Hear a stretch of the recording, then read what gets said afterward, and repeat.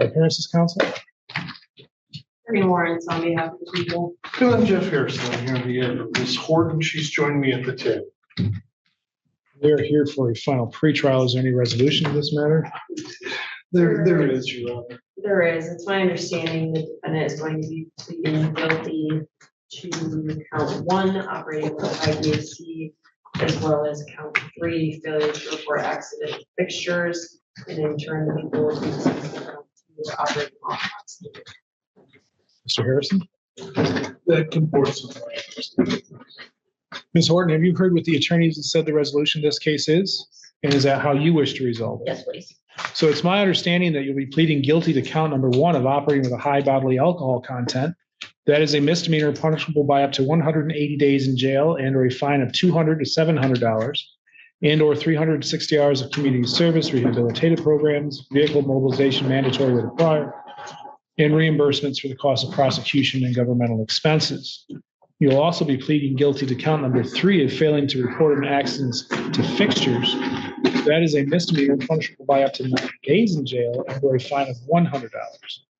In exchange for that, the people will be dismissing the operating while intoxicated, which is a 93-day misdemeanor. Now, do you understand that the operating with a high BAC that you are pleading to and the operating with while intoxicated that's being dismissed, if this case were to go to trial, the people will not be able to try you on both. They would have to choose one or the other. Do you understand that? Yes. Does that have any impact on your decision to plead today? No. I don't think I swore you. Please raise your right hand. Do you solemnly swear or affirm that the testimony you give in this matter will be the truth, the whole truth, and nothing but the truth? Yes. A number society barely sounds real. Still standing. Still driving. Now standing in court. Facing what that number really means. Back on November 20th of this year, were you on probation or parole? No. Were you on bond? No. Do you remember reading and signing the advice of rights form? It talked about your rights to an attorney and rights to a trial. Did you understand those rights? Yes. Most importantly, do you understand that you have a right to a jury trial and that by entering a guilty plea today, you'll be giving up that right and you won't have a trial of any kind? Yes. Other than the plea agreement, has anybody promised you anything in order to get you to plead? No. Has anybody threatened you in any way? And is it your own free choice to plead today? Yes. Are counsel aware of any other promises, threats, or inducements not part of the record? No. I am not.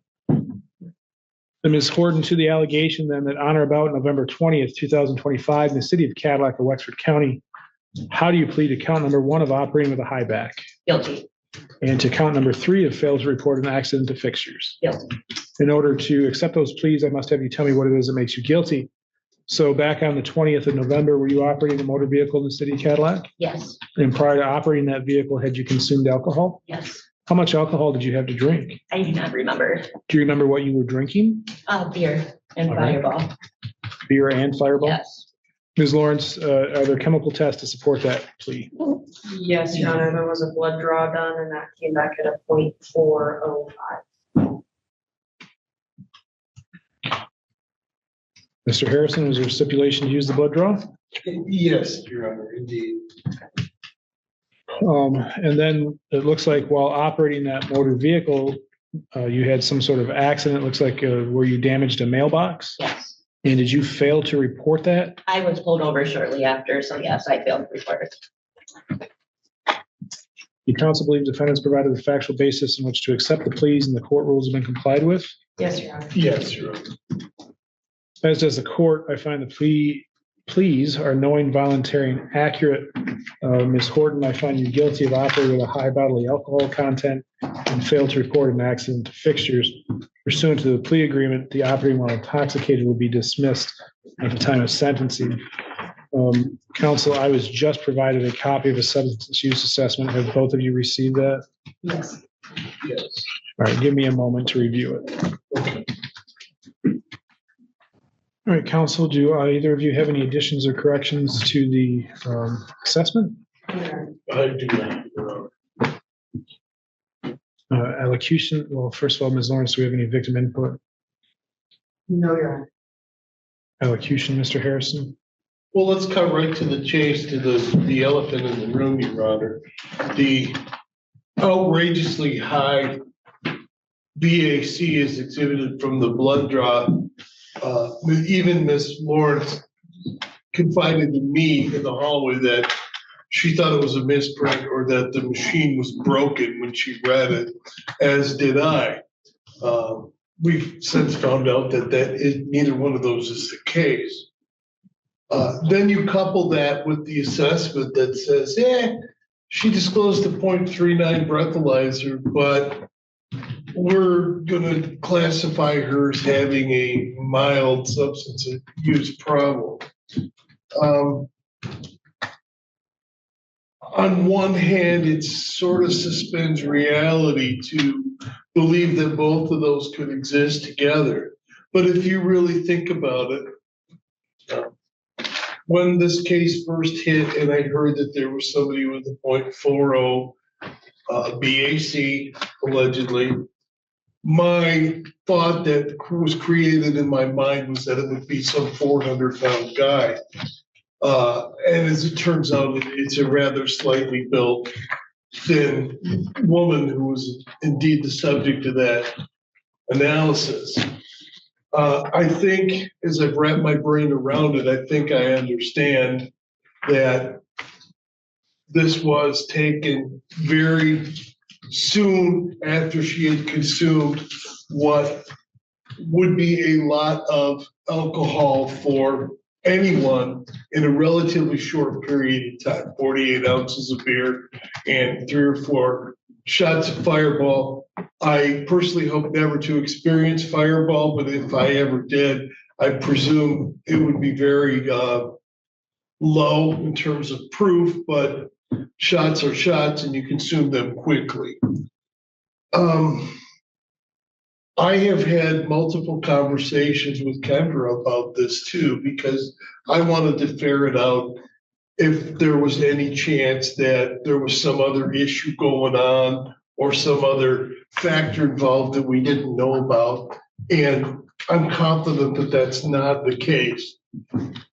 I think it's truly one of those anomalies that can be explained in a manner that makes sense, but still leaves that lingering doubt in your mind when you hear the explanation. Clearly, she could use some education, gain a bit of knowledge about her relationship with old John Barleycorn here. Anyone that can operate a vehicle, although she didn't do so very well, with that high blood alcohol content, I think that in and of itself calls for an examination of that aspect of their lives.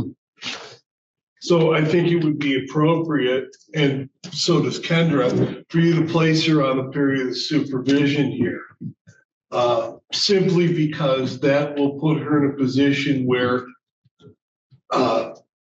she's focused on the fact that she needs to severely limit and or eliminate alcohol from her life. Obviously, she can't drink while she's on probation. That's not as difficult as it might be for the average person because she does not seem to have a dependence on alcohol. In fact, she's made statements to me like, I can take it or leave it.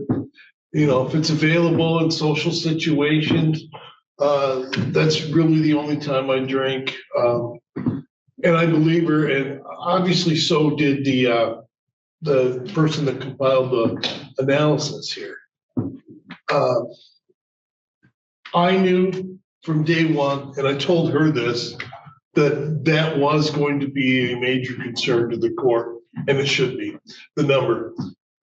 So we spent a good deal of time, she and I did, trying to come up with a plausible scenario under which we could not explain that away, but perhaps assure the court that this is not the product of someone who was, drinking all day long and worked up to this blood alcohol level. That's not the case, at least at this event.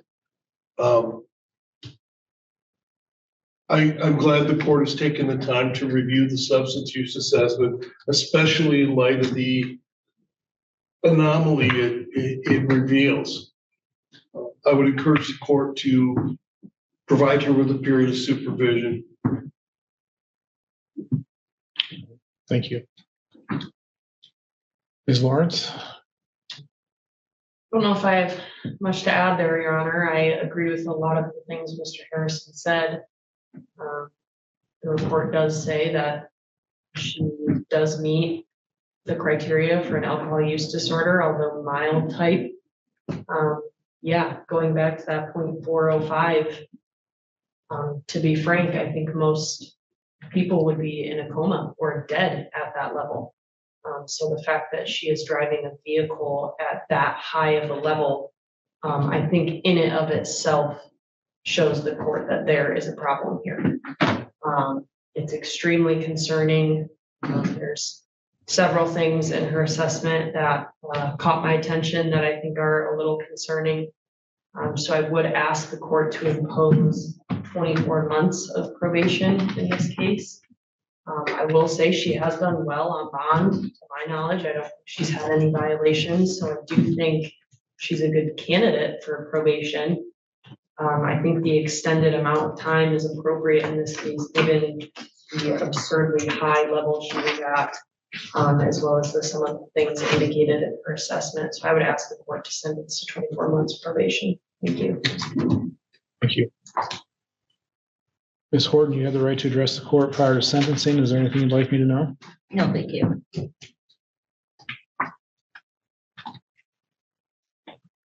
So how many beers did you have? I don't remember. Told the assessor you drank a couple 24 ounces Right. and a It couple, was 3 or 4. I'm not sure. couple shots of Fireball. Fireball. Were those shots in a shot glass or out of the bottle? Out of the little shooter bottle. So the actual shooters Yeah. themselves. And how many of those did you have? 3 or 4 as well. So I know everybody's seen me up here looking up some stuff because I'll be honest, I've been doing this for a little over 10 years. And not as the judge, but in different roles throughout the system. And you are, if my recollection is correct, the second highest blood alcohol content I have ever seen.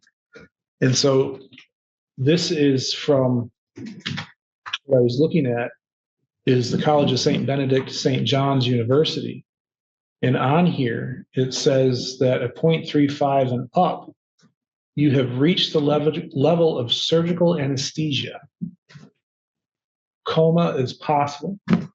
Lungs and heart rate are slowing to the point of stopping, and you need immediate medical help. But you didn't.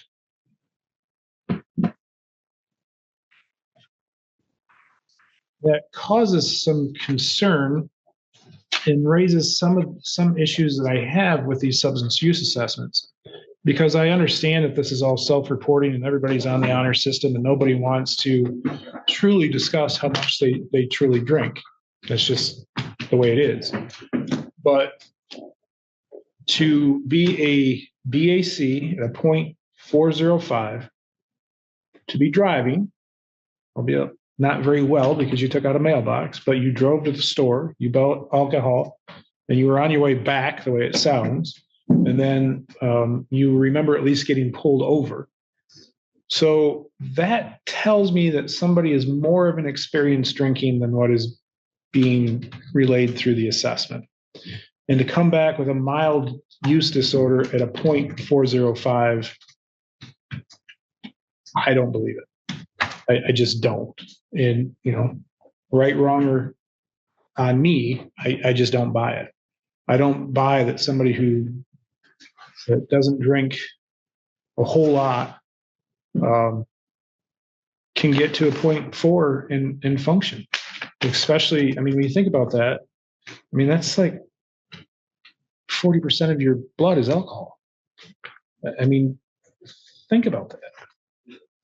And as this said, you've reached surgical anesthesia level. You'd be knocked out for surgery at that point, assuming you don't die because you're on the verge of it. So I do feel as though there's the need for some intervention here given the blood alcohol content, the fact that there was an accident, I do know that we start with the presumption of no jail and no probation in these cases, but that is a rebuttable presumption. And I believe the BAC and the accident gets us over that presumption.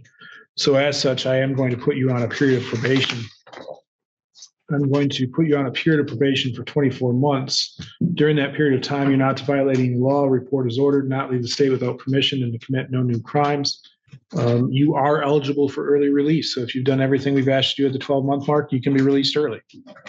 During that period of time, you're not to consume any alcohol. I want you to attend the alcohol highway safety education class and victim impact panel. No recreational marijuana, and you'll be subject to testing pursuant to your probation officer. I normally would order daily testing, but to your credit, we don't have any bond violations. So that's a whole nother I don't understand in this case. So I'm only going to order the random testing pursuant to your probation officer. I want you to follow the substance use recommendations, substance use assessment recommendations, any counseling that your probation officer feels is appropriate, including for drugs and alcohol, and any other programming. There is a $75 Crime Victims' Rights Fund fee, $50 state minimum fee, $200 fine, $150 court costs, $150 attorney fee. I'm only going to charge you the 12 months of probation, which is $360. If something happens that you end up staying on longer than that 12 months, you'll be required to pay the $30 monthly probation fee. There is a $100 prosecutor fee and a $300 blood draw to the Cadillac Police Department. Did you? Yep.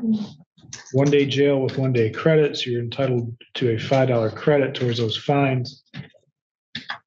Any balance that remains unpaid for more than 56 days will have a 20% penalty added to that, but I am going to waive that penalty while you're on probation. Thank you. All right.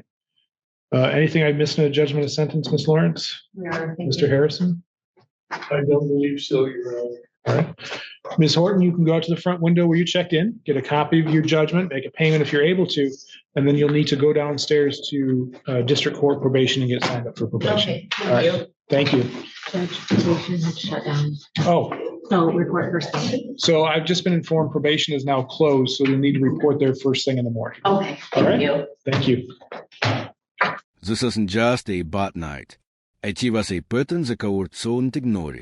The sentence isn't about revenge. It was about preventing the next headline.